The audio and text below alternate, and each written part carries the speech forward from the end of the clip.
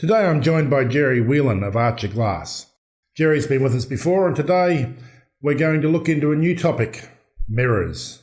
I know it's an awful pun, but someone had to do it and I thought I'd get it out of the way. Gerry, welcome to the program. Thank you, Wayne. Now, Gerry, our topic today is mirrors, and I have to say, as a non-glazier, mirrors are something that I just take for granted. Tell us about mirrors. I'll try and fill you in a bit as we go. I've got some samples to hold up the best I can, being with the reflection it's a bit difficult, but I'll try. So we've got normal painted back mirror that you would put in a little frame in a room. You've got bathroom mirrors with vinyl back safety, which will also be used in a gym. Then you've got beveled edge, polished edge. Then you've got painted back mirror, splashback for laundries, kitchens, uses like that, which can be toughened and used behind the stove because it can take the heat and won't crack. So I've got some samples of them all here, and as I go, I can hold them up. This one here is just a normal piece of mirror. Obviously, everyone knows, piece of 3mm thickness mirror, paint on the back that you would buy, cut to size, maybe to put in your own frame that we'd cut for you here. Then we've got a beveled edge mirror, which has been around for a very long time, that people always used in maybe a hallway or a lounge or that. And hopefully you can see there the way the edge is beveled or tapered back from the side to create that beveled look and gives sort of like a double reflection along the edge, around the edges, to make it look, I suppose, more expensive, which it is, but it's got that more spectacular look to it. Then we have framed mirrors. We can put an aluminium frame around the mirror, cut to size, whatever size you need, and put an aluminium frame around, which are available in different colours like silver, matte silver, black, white, cream, stuff like that.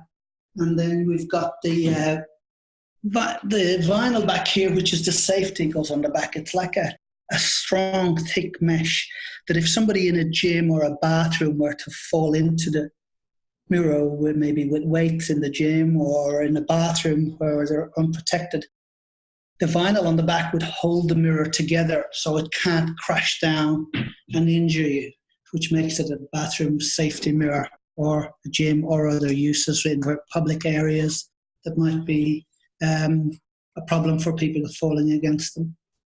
Then also we've got the splashback mirror, which can be toughened and comes in different tints. I'm trying to show the tints here.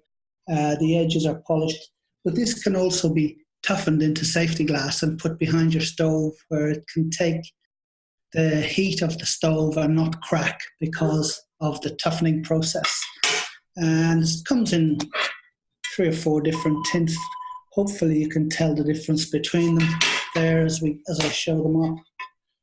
And they look terrific in kitchens, bathrooms, laundries, places like that, behind a bar, where it finishes off the look, maybe between shelving, etc. Now, Gerry, every time we chat, I'm always amazed at my own ignorance of things and impressed by the depth of your knowledge of glass and glazing. How do you take an ordinary piece of glass and turn it into a mirror? You've talked about it being painted back. What are they painted with? It goes through a silvering process first, where the glass is silvered, and then the paint behind that is just a protective coating to protect the silver. Oh, I see. And so the mirror itself isn't what shows you the reflection, it's the silvering on the back that makes it a mirror. Correct. With the high gloss reflection then through the glass to the silver is what gives you that perfect reflection. Ah, and Gerry, the glass is mirrored or silvered before it's cut to size or anything else? Yes. Comes in various stock sizes and is cut to size then first, and then the edge treated, whether polished, ground or beveled, and then whether it's framed and then brought out and fitted on site or picked up in the shop, whichever is the case. Yeah. And I guess this is equally true for residential as it is for commercial premises? Yes, for both. Am I correct in assuming that you can do all the things with mirrors that you do with safety glass? Pretty much. That's why I pointed out the toughening for the mirror splashback. Yep. Normally in the bathroom, you would just use the protective mesh on the back, because if you toughen an ordinary mirror, then you lose that perfect reflection. The surface of the glass is affected by the toughening process. But it works better for splashbacks because you don't need it to be as 100% reflection. And that's why we're able to use the toughening and painting in that situation. Gerry, for the people who have the bad luck to break a mirror, are you able to replace it with contemporary glass?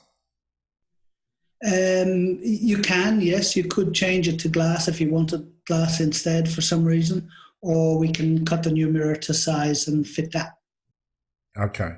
So my question, I guess, really is that if I've got an old mirror that's made of old style glass that's going to break into shards, if I do break it, I would replace it with a new style mirror that was safe. Yes, you could put the vinyl back mirror back in, and then if it's to happen again, same thing, it won't crash down. It'll be held together within the frame by the vinyl back.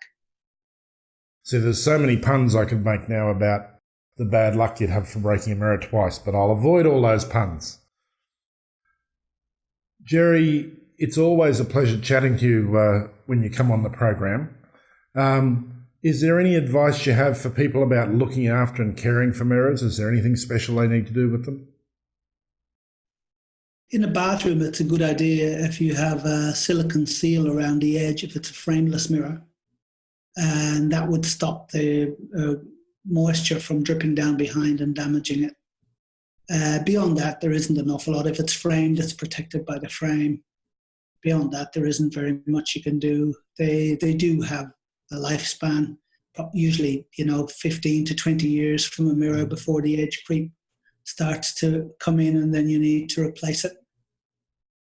And Gerry Whelan from Archer Glass, for anyone who's thinking of either fitting mirrors in their house or needs to repair broken mirrors, I guess all they need to do is ring you. Just call us. We'll ask some questions on the phone and help you with the information required to give you what you need. Or if you need us to come out and do a measuring quote, then we can do that too. And what's the number, Gerry?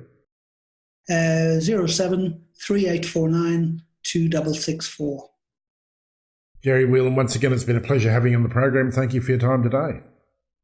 Thank you very much, Wayne. Thanks again. Cheers.